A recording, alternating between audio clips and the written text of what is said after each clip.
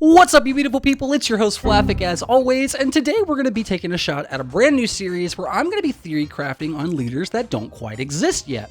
What they can do, what their design space could cover, what colors they might be in, how they fit thematically with the rest of other archetypes, things like that. So, without further ado, let's step into the labo phase of Egghead Island and get started with our first test subject, Franky.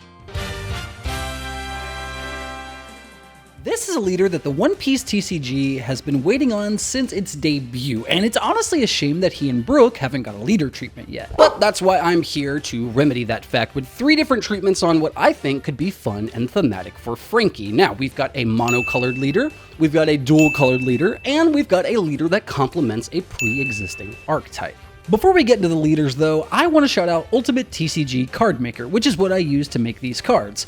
I have Photoshop templates and all that kind of stuff, but this was just a much easier and quicker way to put these together, so yeah, excuse the watermarks, and if you want to make cool cards, go check them out. But anyway, so I hit the drawing board on Franky first with the idea of theme. Where that landed me though was somewhere in the realm of red and yellow. I don't know why, but Franky immediately jumps out to me as being in those 2 colors. He's fiery, he's passionate, and I don't know, he's got a lot of sunny vibes and red in his color scheme. The next 2 things that came to mind were the idea of stages and long-range firepower, the latter of which is the leading design concept behind our very first Franky, who is mono-red. Franky is a range-type leader with a once-per-turn ability that lets you shrink or shoot an opponent's character for -2k whenever you play a Straw Hat-type event. Then, whenever you attack, you can pay 2 Don to shrink up to 4 characters by -1000. This gives you a means of combating decks that are going high and decks that are going wide. Now, I'm not too sure how useful -1000 is, but I felt as if -2k was a bit overtuned for 2 Don, so -1k it is. I tried my absolute best to keep like a level head when designing these so as not to like push them too much farther past like the OP13 and 14 era, you know, level power scaling that we're kind of in right now. But in feeling that the when attacking ability was a little lacking, I decided to make the complementary event package a little bit more higher rate. That brings me to Strong Right, the first of 2 Franky-centric events I cooked up for this episode, and this one I think is the best card I designed altogether. On counter, it's just a run-of-the-mill, zero-cost, pitch a card, plus 3k style event like Gum Gum Rain or Divine Departure, but on your turn, you can rush 3 Don to trash an opponent's character with power 3000 or less, then it gives your Franky leader unblockable for the turn.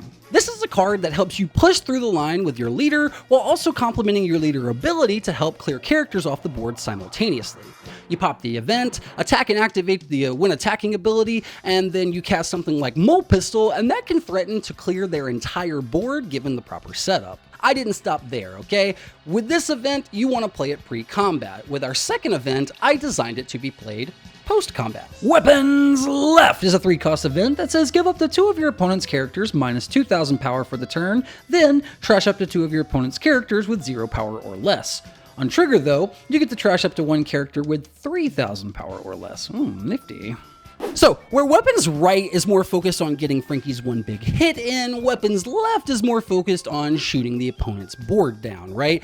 I love this card. I think this card would be super sweet in the game, Franky aside, but the one thing I don't love about it is that I would have rather it said KO characters instead of trash them, but I chose to make it say trash just because Bandai's design space has been very anti-removal effect lately, and I felt like making it say trash instead of KO gave him that little boost that he would need to stay like competitively viable, right? To get around some of those effects. But you know, Franky's not the type of guy to just kill a motherfucker, right? Franky's gonna knock somebody out, so KO just seems a lot better, but I digress. The only other thing about this card is I chose to give this one trigger because it complements the other color of our next leader, so without further ado, let me introduce you to Red Yellow Franky. And boy, is this one a lot cooler than the mono red one. He's a 4-life leader with a static ability that gives Franky plus 1000 power as long as you have a Straw Hat stage in play, but only on your turn. Then, he says activate main once per turn. You can flip the top card of your life face up to play a Straw Hat stage from your hand or trash for free. Then, if you're at 2 or less life, you grant one of your Straw Hat characters Rush. Okay, so I don't mean to glaze myself here with this leader, but I am absolutely in love with this design. It's okay, you can tell me I cooked, you can hit the comments and be like, oh my god, Flaffic, you cook so hard, why don't you work for Bandai? Oh my god, this is great. I know, thanks, come on.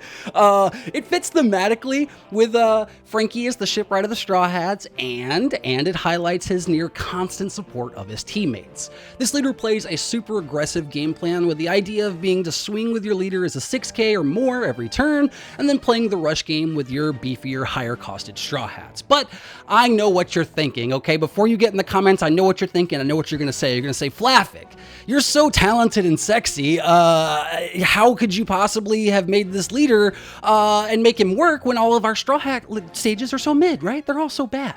Well, I'm glad you asked, and thank you for the compliment. The Thousand Sunny that I've cooked up is a 3-cost stage that says once per turn, when one of your Straw Hat characters attack, give up to one of your leader or characters plus 1,000 power for the turn. Then, if your leader is Straw Hat type, you can rest 3 Dawn and this stage to look at the top 4 cards of your deck for a Straw Hat card and put it in your hand. This stage accomplishes 2 things. It aids your aggressive game plan by having the ability to make your leader a 7k for the turn, and it gives you a Straw Hat Searcher on call. Now, the first effect could be leader lock, but I don't know. I think the idea of the buff only lasting for your turn sort of balances it and keeps you from being too bulky on the clapback. That's the 2 versions of Franky that first jumped out at me when I sat down to try and build him, but this next version was designed more so with the idea of buffing a pre-existing archetype that, you know, isn't necessarily Straw Hat related. So I looked at the other Straw Hat leaders that did a similar thing to see who could use some help, and I decided that Usopp needed a friend. Introducing Dressrosa Franky. He's a black-purple leader with 4 life and a static ability that says your Dressrosa type characters can't have their costs reduced. When attacking, you can go down 2 Dawn to play a Dressrosa or Straw Hat type character with a cost of 5 or less from your trash rested, but its effects are negated for the turn. This leader took me the absolute longest to design thanks to this motherless fuck right here. I mean, seriously, every time I hit the drawing board with this leader, Rebecca presented a problem. Either we made the threshold 3 cost or lower and there was basically nothing worth grabbing in either archetype, right? Or we made it 4 or lower and they grab Rebecca every time and they run hog wild on you. So negating the effect of the character that gets played the turn that it gets cheated in seemed to be the best approach. And, you know, it helps balance the fact that it also grabs you Straw Hats as well. Keeping those, you know, locked out of on plays and stuff seemed to also be just a good future-proofing design choice, right? As far as the color goes, I chose to make him black-purple instead of black-blue because I didn't want to outright replace Usopp. You know, I didn't want to, like, completely invalidate him, you know? They both do different types of things, so, like, Usopp more focused on, you know, protecting your board and giving you a reward whenever something gets popped. Franky, whereas, you know, he's more focused on protecting your board just like Usopp is, except he is more so designed with rebuilding your board in mind because Franky builds things, right? That's his whole shtick. So with protection in mind, let me segue to our stage. This Geola'd out version of the Thousand Sunny is a 2-cost black stage that says if your leader is Straw Hat type, once per turn, when one of your Dressrosa type characters would be removed from play, you can trash a card and rest this stage instead. Then, on trigger, you can KO up to 1 character with a cost of 4 or less. I wanted to add more protection for your Dressrosa engine with this card, and I wanted to have something that works for both Usopp and Franky. It gives you something to play besides Korra Coliseum in your Dressrosa decks, and you know, it has trigger, right? So I threw the trigger effect in just because it needed something else. The card doesn't really do a lot once it hits the board besides that one thing, so giving it trigger gave it a little bit more functionality, and I don't know, I didn't put a lot of thought in the trigger effect. I just threw a generic black trigger on there that you see in a lot of black cards because I didn't think it needed too much extra help, right, to be a good card.